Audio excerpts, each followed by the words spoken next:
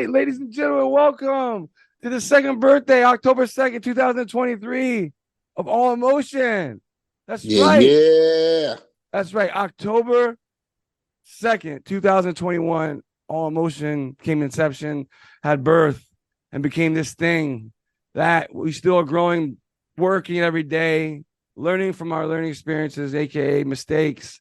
But I have my good friend, brother, that has helped me over the past year, and he's been a contributor even before that with ideas and different things. And we're glad to have him on. So, ladies and gentlemen, Scarcity, as we roll into the first episode of this mini series, Scarcity, Yeah, how we yeah. doing, We made sir? it.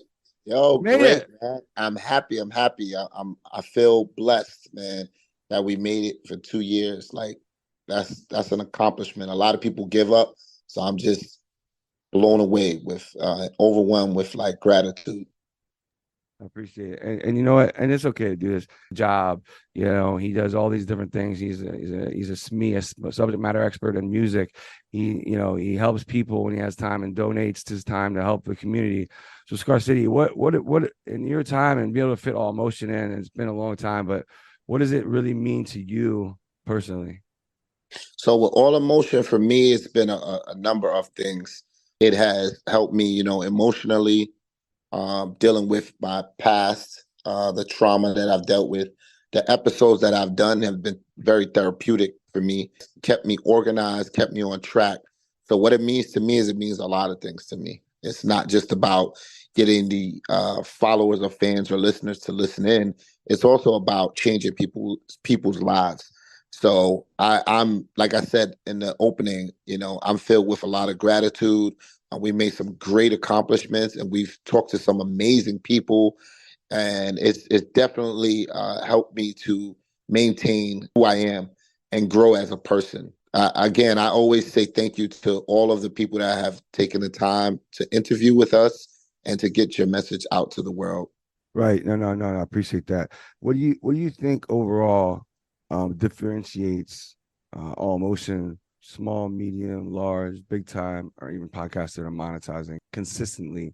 So I think the number one thing that stands out from this podcast versus other podcasts is that we have such an assorted level of different people that we've interviewed, right? We have such an amazing list, our catalog, the caliber of people that we've interviewed than any of the other podcasts. And I listen to a lot of podcasts, but the thing about All Emotion is that we have people talking about the Matrix, and we have doctors, we have, lawyers, we have so many different subject matter experts, right? SMEs in different fields. We talk about relationships, and we are for the people. So we're here for the people. And, we talk about your time in Iraq and Afghanistan, and we give thanks to all of our veterans. It's just so many different topics, right? And I just love it. It's just like a sea of information. Yeah, all emotion. So that's what I think is different from all of the rest of them that are typically just niche, where we have a number of different topics that we always talk about with a lot of different guests. Right. And before we roll right into it, I believe it's important. I was going to do it in between, but we decided that the first 10 episodes, this is a series, basically to explain to the audience or anyone out there that does not understand. This is a 6-part series over the next 2 to 3 weeks of 6 episodes with 61 of our episodes that we've ever recorded, and breaking it down into about 25 to 30-minute episode and showcasing, and you and I, in our opinion, and some other contributors and guests that have wanted to contribute will definitely be on there. But we just set the stage of this first one, letting people know that it's six. It's a series of 6 commemorating, remembering, celebrating birthday for All Emotion, October 2nd, 2021 was the first episode, and then at the end here we'll break it down, and like yourself, we'll do 2 to 3 minutes for each episode, just giving people out there that showing, number one, our guests, our interviewees, that we still really we appreciate all that you've done. Before I get into that and close it out there and roll right into it, Scarcity, is anything else you want to share? I just want to say happy birthday to All Emotion. Again, I can't thank the guests enough for being on the podcast, for taking your time and being vulnerable with us and sharing that with the audience. We really, really greatly appreciate that. I'm just happy. So we're going to be celebrating this pretty much all week. Happy birthday, All Emotion. And I'll just do this real quick, and we'll do our best so that way, those that have not listened, you can go to allemotionpodcast.com or any major YouTube or any major, you can go our link tree, any major, just Google Streaming allemotionpodcast.com. platform. Yeah. Streaming platform. And then you can definitely Google, Amazon, Spotify, Apple Podcast. So we'll just start it off and I'll go through it. So we got number one with myself, finally happening. And you'll hear the breaks in between.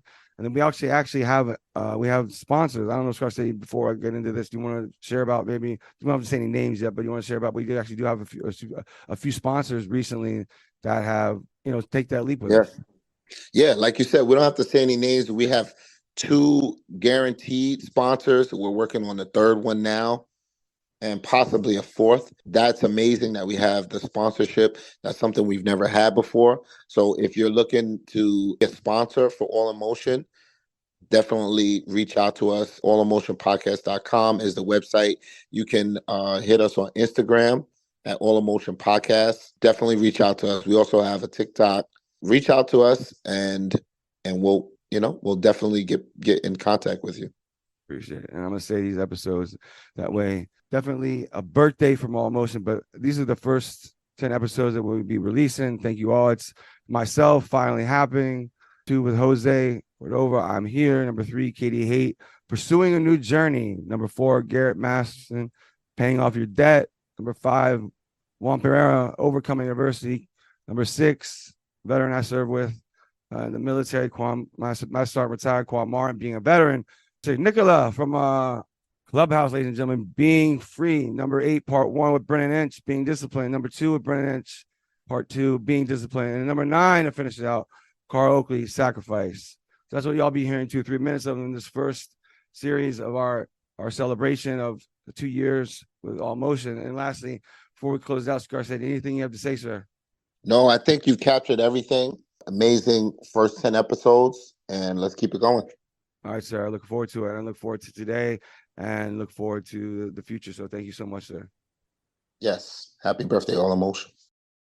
Mother made a decision, like I said, about my aunt. She called my aunt. She found a boarding school in South Carolina. And then from there, I went to Carolina Springs Academy.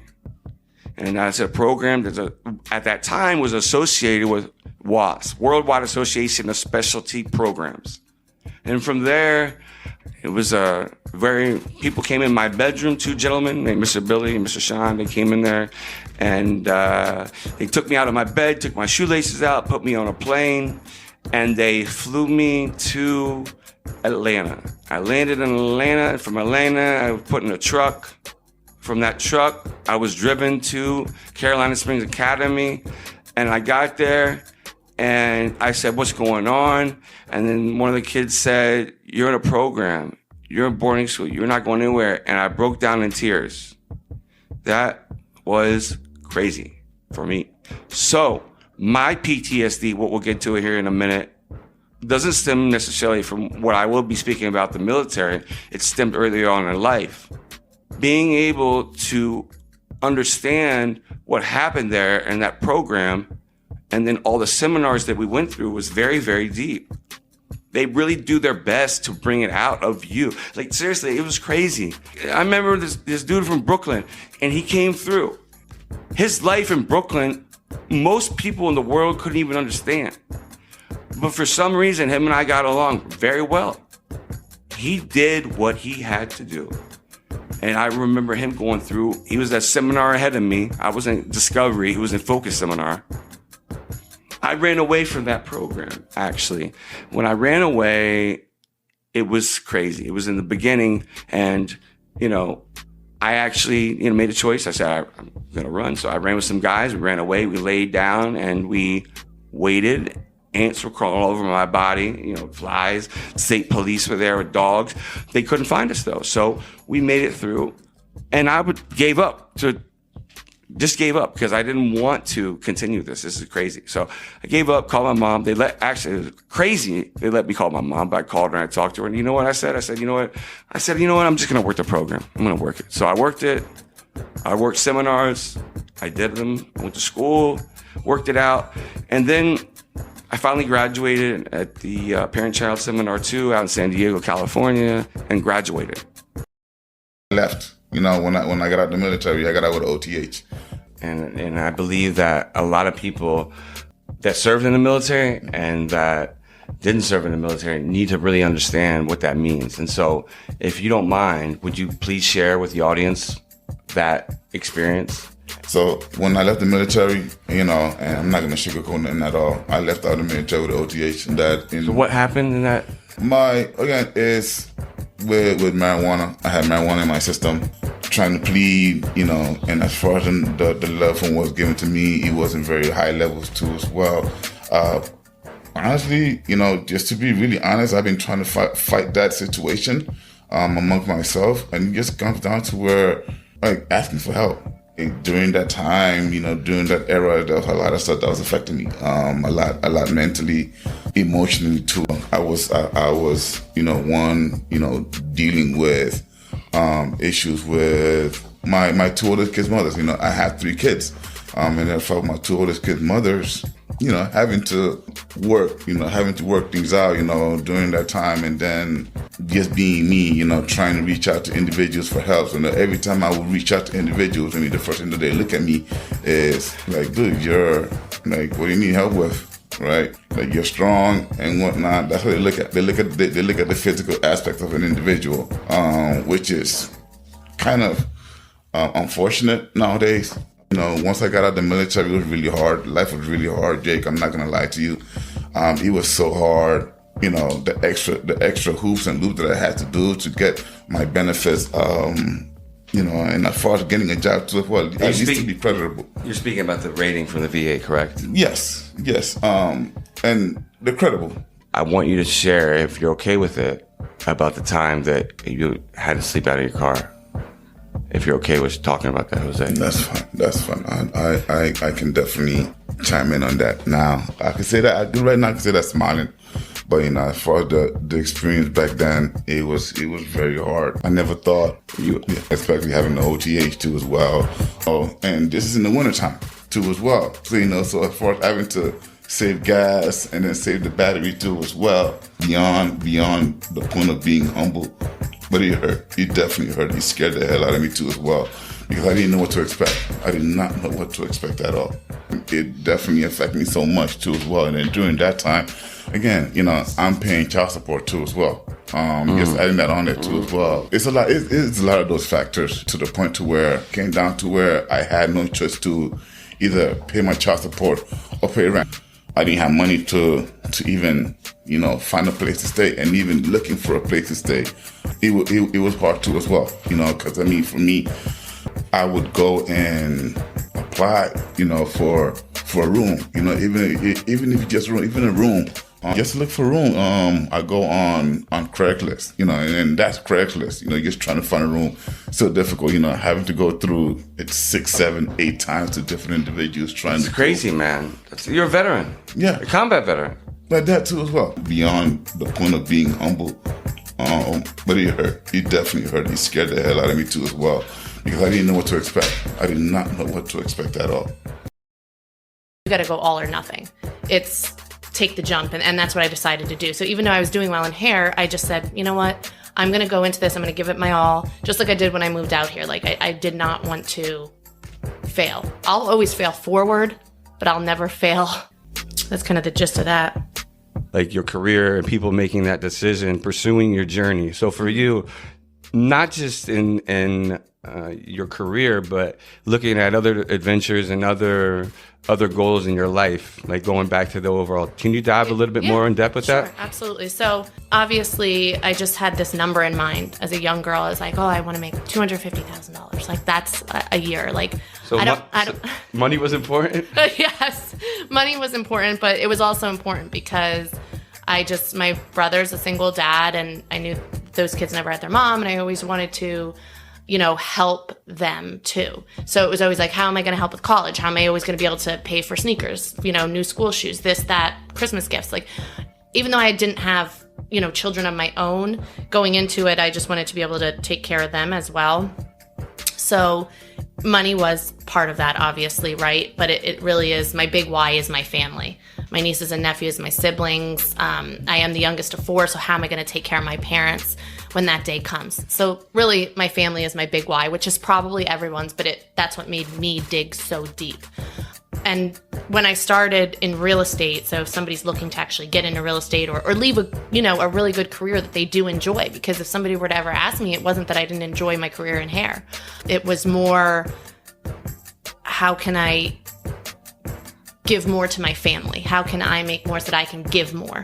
And when I got into real estate, I knew that it was going to be tough, right? One time somebody was joking and was like, yeah, everybody wants to be in real estate, but that first 5-year financial climb is a doozy, because it is, right? It is a lot of clawing and just failing forward is what I would like to call it, because you learn from all your failures. Yeah, you'd have to learn how to live within your means, right? You recognize that you make a certain amount of money and prioritize what you need in order to live a normal life, a proper standard of living. And for our new clients, well, actually new and existing clients that I have, every meeting we go through a budget analysis, and well, not every meeting, but we go through a budget analysis and see where their budget is. All right, and then all right, this is what you need to maintain your current lifestyle, right? And so recognizing what your lifestyle expenses are, then if you have any debt, well, you need to seek ways to eliminate that debt, rather, decreasing the interest rate, and if you can't, then you're going to have to sacrifice something from your lifestyle expenses. Right. Right. And, I don't know, that means less Chipotle or less going out, less alcohol. Right. Less. Maybe you're gonna have to cut off the internet for a month. That's actually really interesting. I mean, in New York, if you do drink, you get VIP bottle service. Okay, you try to negotiate. Give you a bottle of champagne, 2 bottles of, let's say, Ciroc. That's $1,000, $1,500, depending on what club you're at in either Manhattan or Brooklyn. Yeah, you got it. But then you go back home and you're like, wow, Well, hold on. Go ahead. Whatever. It's $1,500. $1,500. So, all right. So you split it, right? You're with a group of 4. Right. Okay? Right. So $1,000 split among 4. That's $250 on your tab, right? That you're paying. Right. Now, what are you going to put that on? In terms of what? How are you going to pay for that? You're saying if you don't have it. What are you going to put it on? Well, if you have it. How are you going to pay for it? You're saying if you don't have your credit. You're right. Credit card. Exactly. Right. And if you do that, if you do that every weekend, right? 4 times a month, right? Now you have $1,000 on your credit card. If you don't pay it off on time. And if you don't pay it off, before, when you're right. You'll pay the minimum, sure. But they're going to They're still going to charge that interest on the balance, of course. Whatever that balance is. Get into a little bit about growing up in the South Bronx. What was that like back then? It was a mixture of feelings. I had a lot of good childhood memories.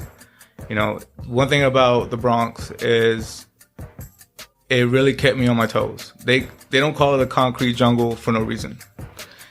The cons of living in the Bronx is, again, the concrete jungle. It's a matter of survival. Right. You have to survive out there. One memory that I have in my childhood when I moved to the suburbs from the Bronx was just how quiet it was. Right. The crickets. You don't hear the loud boombox outside. You don't hear kids past 11 p.m. on a school night running around. It's the tranquility. It was something different for me, and I really enjoyed. I really enjoyed leaving the Bronx. I'm not gonna lie. And everyone in the Bronx wants to get out. Right. So, why do they call it the concrete jungle? In my opinion, well, think of an actual jungle. Think of prey and predator. That's a good. Wow, that's deep. We would need a couple more hours for that conversation. In that aspect, are you going to be the prey, or are you going to be the predator? If you are the prey, are your instincts going to kick in? Are you going to, what response are you going to have, flight or fight? And that's kind of the same like animal kingdom that you experience in the Bronx. You know, it's really a matter of survival. Hey there, everyone. This is Daniel Risco from Energize Massage. I'm here to give you guys a quick message on why massages are so important. Basically because they increase your circulatory system, and the more your circulatory system has more flow within the body, the faster your body can recover. I can explain a little bit more. Perhaps if we meet up sometime or you get a massage with me. Energize Massage is located at 9990 Fairfax Boulevard in Fairfax, Virginia 22030. At any time, you guys can give me a call at 571-831-2848. I look forward to hearing from you. You can also text me. If you're a person who likes to do everything online, my website is www.energizemassages.com, and there is a tab where you can book an appointment. I look forward to seeing you guys. Take care. One word: freedom. Can you elaborate on that, possibly? Absolutely. You know, with all that's going on today, what's been going on in the past, how we are allowed to live in this world, in this United States. Being a veteran, I was part of that, a part of upholding our freedom and the ability to do what we want as long as it's legal. But, you know, you have options. You have, if you want to go to college, if you want to go to trade school, whatever, you have the freedom to do what you want with your life. That's what it means to me. So what made you decide that you wanted to enlist in the Army? I guess a couple of things. You know, I had my uncle who we all looked up to as a family. He retired as a colonel in the Army, but I remember him coming home, you know, on his leave and visiting. He would always come by and visit. I was always, you know, really intrigued about his uniform and, you know, how he carried himself. You know, I had a lot of family members in the military. You know, one of my brothers was, you know, served in the Army. My brother-in-law, my sister married him when I was young age. He was in the Army, and I thought it was pretty cool.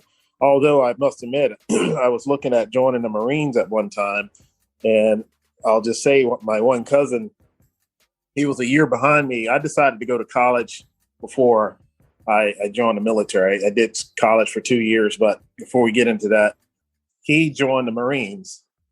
And I was like, I don't want to do the same thing he's doing, so I'm joining the Army. And I signed up for infantry. So that's what made my decision. If you don't mind sharing your knowledge on sexual abuse, childhood abuse, psychological abuse, and mental abuse. Of course. Well, many in our society, we are taught to, at least now it started, that we shouldn't hit the child, right? Like, don't hit the child, don't manner it by slamming it or slapping it.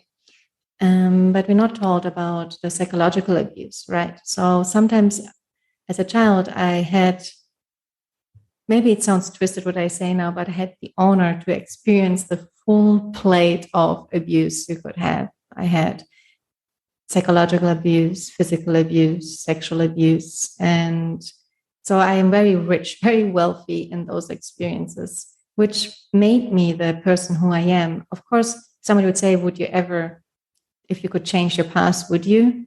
I would definitely say no, because I'm sure that it made me who I am. It made me as compassionate and as understanding and as powerful for the being I am right now. And people resonate with that, because when you haven't gone through hell, if you don't know how hell is, how can you visit people which are in hell as well? So you somehow, in the way, hell became home for me. So I'm very relaxed when I'm surrounded by hell or people which are going for hell, because I know I made it. And it's like I'm not scared of it. So the sexual abuse, was definitely something which is still part of my journey, and I'm still healing for it. This is why I became a couple and sexual counselor, because usually we become what we want to heal in ourselves. And it's a beautiful journey. It's actually I'm much more mindful than many other people about what connection is, what tantra is, what sex is. I also offer workshops, tantric workshops, and people are just like so in awe that simply breathing is making love with existence. Simply by inhaling the air, we are taking the entire existence inside of us. And by exhaling, we give ourselves to existence. So simply that's already sex, that's lovemaking, simply breathing. And how many people of us do it mindfully? So I think the abuse, it was what it was, and I'm not moving the mountains. I am accepting the mountains which are given to me, and they give me a certain level of perspective, right? As more shit, so to say, we go through, as higher we can stand on the pile and just look, have a broader perspective. And it is very important that we create a system, a supporting system of people which are saying, hey, I'm here for you. And I know you went through shit and it's okay. Me too. And let's just continue walking, because I always say, when you are going through hell, keep walking. That's the only way how you get out of there. To when I was 14, started working for my family, mowing grass. I worked for my great uncle and my cousin, and we mow HOAs and do lawn and landscape maintenance. And I did that until I did that in the summers, all through school, through football camps and everything. When I got out of college, I had a business degree, as you know, because we were in school together. Got out of college.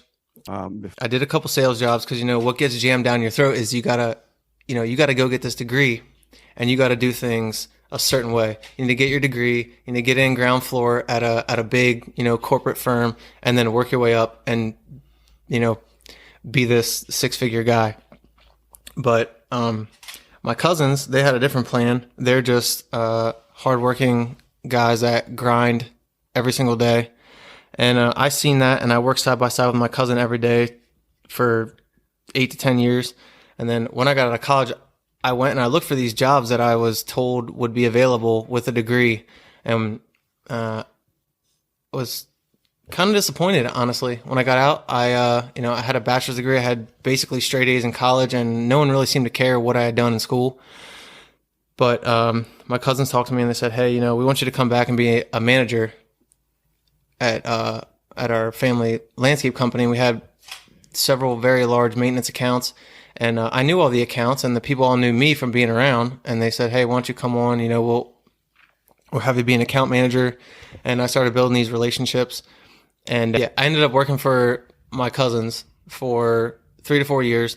And then we wanted to start a fertilization company. So they actually, I guess, because they seen how hard I was trying and everything I was doing, I grew the maintenance division by, like $250,000 after 2 years. And they saw how hard I was working. They gifted me shares to our fertilization division because we give most of that work away. But so I own part of the fertilization company. And then 2 to 3 years after that, we purchased a pest control company, which kind of goes right in with our landscaping and the other companies that we were running at the time. And I invested heavily in that.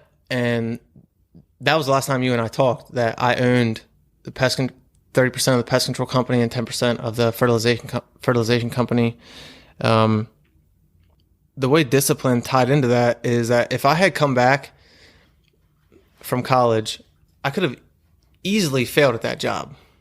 But I spent every day and every night talking to customers, not 9 to 5, not a normal work day. I was on the phone or sending emails from 6:30 in the morning till 9:30 at night every single day for 2 years to build those relationships. And I mean, as a 22-year-old kid, do you think that's what I really wanted to be doing? Not really, but I knew that was my path to success, and I just kept going. Everyone talks about Joe Rogan, King of this thing. There's tons of famous podcasts out there, right? But you're doing it the right way. There's a lot of people out there that start a YouTube channel. I did it. Start a YouTube channel, start a podcast, start a social media influencer account, and then think that things are just going to materialize. And that's one of the reasons why I'm so excited about this podcast is like, I see you, I see how excited you are about it. I'm confident that you're ready to put in all the work because you know what it takes. Yeah. You know, you're old school in your mentality of, you know that it's going to take work to get there. You know, you drove up here. You're meeting with I don't know how many guests in PA. You're out of your element. You know, you're doing what it takes, and I think a lot of people just don't quite realize what it's going to take. And when they hit that wall of realizing that, they turn around and go back. Yeah. Thank you. Appreciate that. Yeah. So if someone wanted to start a business, wanted to go out there and start a business, what would your advice and feedback be to them? Thank you. It's a great question, Jake. Failing. You're going to fail. Oh, absolutely. And, yeah. But yeah. You know what happens when you work that pectoralis major, or that bicep, when you take it to the point of failure, you're reaching a point and you're forcing your body to learn that point. You have to do the same thing with your brain. So when you fail, it feels so bad. Like you feel so terrible about it. But in business, every day you're gonna fail. Especially if you're going at it yourself. Yeah. Like, and I'm talking about literally just you alone. You don't have a partner. Overall, my greatest example of sacrifice came from my father. My father did come from a total family. At the time, it was a family of 5. My father did whatever needed to be done so that we would have food on the table, clothes on our back. I've seen this guy work 16-hour shifts to, leave one job, go to another job, and really so sacrificing that time and that he could spend with his family so that he can go out and provide. That was, at that time, that was the great example of sacrificing that I've seen from my own standpoint, just as a kid coming up. At that time, really sacrificing was really like a choice from my parents, right? So I didn't really understand even though I had the example of my father, I didn't have a complete understanding of what sacrificing is, or what it meant to sacrifice something. But I did have my father and my mom help guide in my decisions in that. So it would be something like, hey, I would have to sacrifice my need of wanting something from the store, because guess what? They were during that time in Philly, it was crazy. Either you had people shootouts, you had, a bunch of crazy stuff, or it was just too dangerous.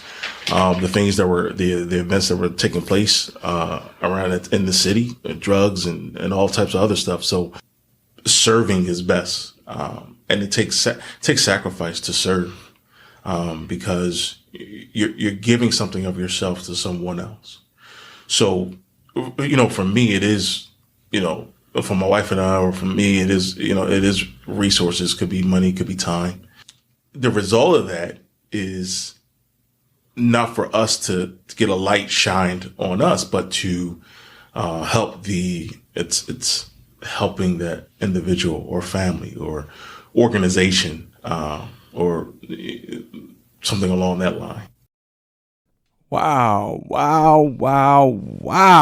That's a good way to start a mini series. I just want to thank you all for taking the time to listen and standing by, contributing, and being part of the AIM family. We are 2 years going strong.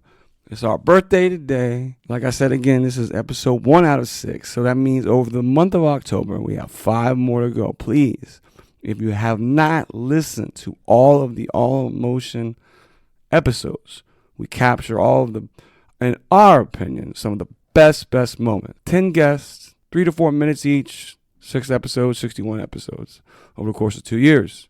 Please send us feedback. We have our emails in our bio, so please take a look. And also, please go to our website and please subscribe to our email list. That way you don't miss anything. This is Jake, Scarcity from All Motion.